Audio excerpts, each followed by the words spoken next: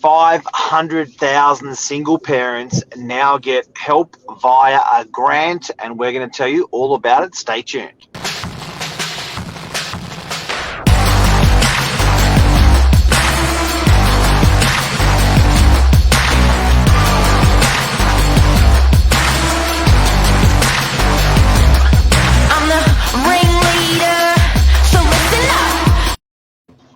Good morning, everyone. Welcome to Morning Minutes. Myself, Michael BURGIO, Mark Novak, episode 478, Family Home Guarantee. In particular, the help for single parents to encourage and be able to enable them to buy a home. Long story short, reduced deposit, very similar to the first home buyer guarantee we saw, but that was basically eliminating mortgage home insurance, where LMI, where this is really reducing the deposit to buy it, which is probably pretty similar as well to almost basically a 2% deposit.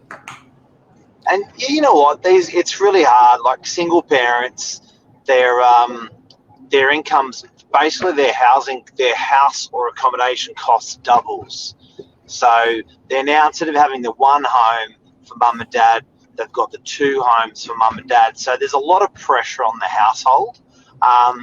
Added pressure is the market's running in price. So you're trying to save this deposit to buy a place for your kids to live, and the prices are going up while you're trying to save the deposit. A lot of pressure for a single parent. Plus, you're reduced in time because you're a single parent, so you're having to do the job of two parents under the one roof. So it's a lot of pressure for these guys, and I'm surprised, really surprised and really proud of what the government's doing here for this incentive for single parents to buy their home. I think it's unbelievable, Burge. Seriously, it's such a good thing. Let's talk a little bit about it and how it works, but certainly good necessity, hey? Yeah, and I think it's another action by our government that really basically backs property for wealth creation. I think that's sort of like the sentiment that it just shows. Like everything, a lot of the things that go. So when people always talk about, the market could burst and all this stuff, they talk a little bit negative to property, but a lot of actions from our government are always positive for property. And I think this is another avenue to do it, because they're not saying we're not going to tax them. Like, they're trying to bump up the property market and get people from renting to buying. So just to run through, I've got some stats here. Where is it? Okay, so under the family, so it's called the Family Home Guarantee. So if you're looking to find out more information about it, or if you're eligible, it would be the Family Home Guarantee. It estimates that this will be able to help 125,000 single parents, 84% women, for the scheme, which will basically allow you to purchase a property with a 2% deposit and not pay mortgage insurance. So it's that's nuts. Yeah, it's pretty crazy. But a few issues, not issues, but a few things too. So as much as it sounds, 2% on 500,000 is a $10,000 deposit. Yeah, to be able to buy a home. Wow. But I've got this graph that I'll show, which, as much as that sounds good, one of the biggest issues which they're not changing is serviceability. Here it is here. So I'll do the full screen. So based on some of the data here, on serviceability, 50% of the single parents eligible will only be able to service a $300,000 loan and only 10% will be able to service $1 million loan. So majority of people will be at the section of 300,000. From 200,000 to 400,000 is probably like 70% of the people eligible for the loan amount. So you made a good point before, Mark, prior to going on air. Do you want to discuss that? Rent it, and this is a really, really, really big issue that people just never consider. So a lot of these single parents, what are they going to want? They think they want, yeah. That's what they think they want. So they're going, you know what? Little Johnny, little Rebecca, we need a house, 3-bedroom. We need a house. They look at the numbers that we're talking about. They're looking at the grant and the eligibility of this grant, and they're just saying, no, I can't do it. It's impossible. I can't. That property doesn't suit. When you look at that graph that you've had, it appears that most can afford a $300,000 loan, and 1 out of 10 can afford $1 million loan. Now that may be disheartening for some of these parents, but the big thing is, guys, and you've got to remember this, is just get into the market. Yes, you can buy this, and it shows that I think you've got to be in there within 12 months, and you've got to show an intention to live. But you can rent these puppies out. So what you can actually do is buy something for $300,000, $500,000, $600,000, and just rent it out. So you rent what you want to you rent where you want to live. You rent a 3-bedroom house, but you still own a studio or a 1 or a 2-bedroom unit that you run as an investment. Bang, automatically you are in the market. Yeah, and I think that's the best point, and probably one of the best takeaways to take away from this, because a lot of people, they'll go, oh, this sounds great. They look into it and they go, oh, I'll only be able to buy something $400K. What's the point? But it's almost like it's something. Owning something's better than nothing, especially if you look at it, if you're a single parent by 30, 35, you'll have before you retire, you're going to have 30 years of property growth. Now that property may only be $300,000-$400,000 now, but what's it going to be in 30 years?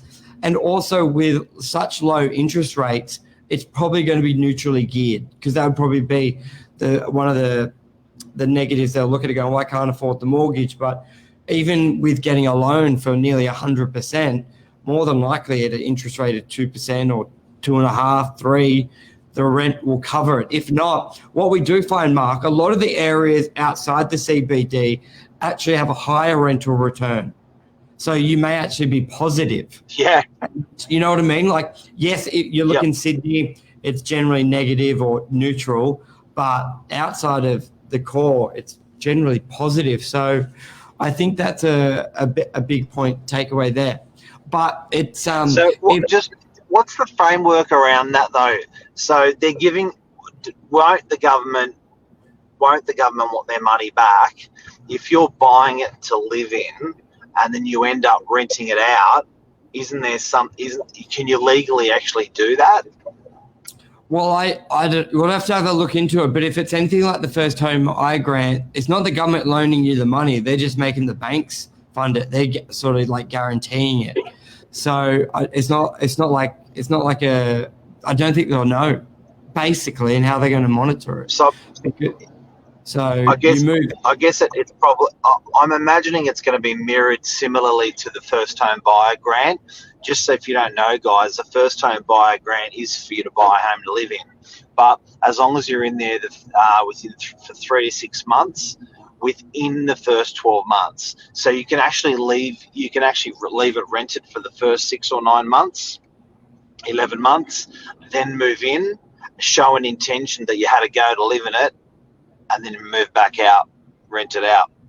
So first home buyers can run their property as investment property. they say initially they want to see that intention that you're going to be in there for 3 to 6 months. So I reckon it's going to be mirrored same with these single parents. Yes, it's a grant for a single parent to get in there, but I think you'll find that there'll be no issue with single parents running these as an investment property, these purchases, and that's your nest egg. And, you know, if you can buy with a 2% deposit, that's good in anyone's world. 100%.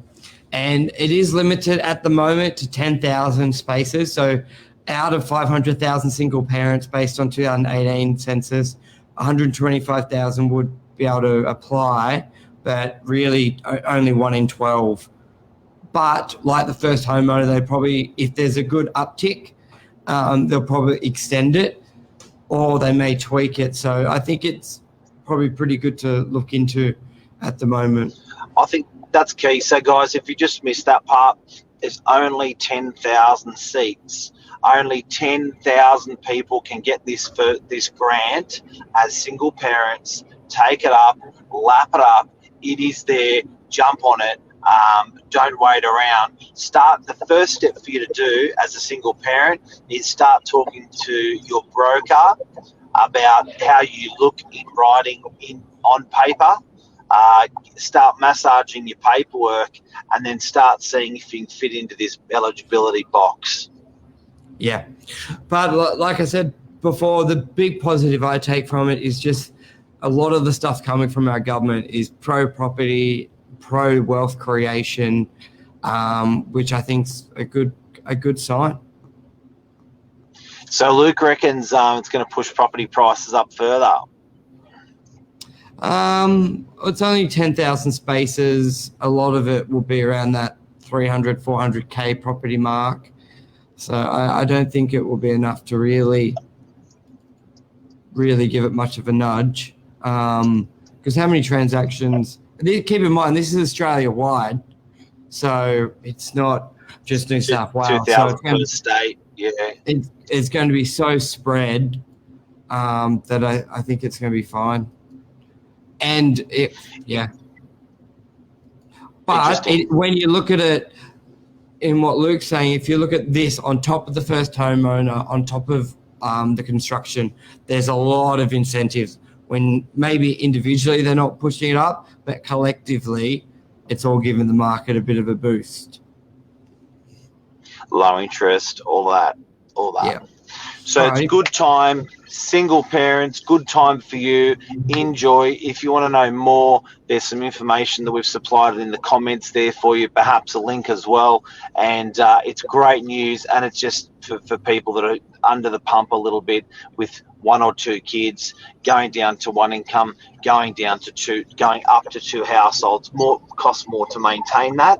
So it's great news. Well done, government. Yes, all good. That's a wrap. Thanks, everyone. All right. Thanks, Bert. Cheers, mate. Bye. See ya.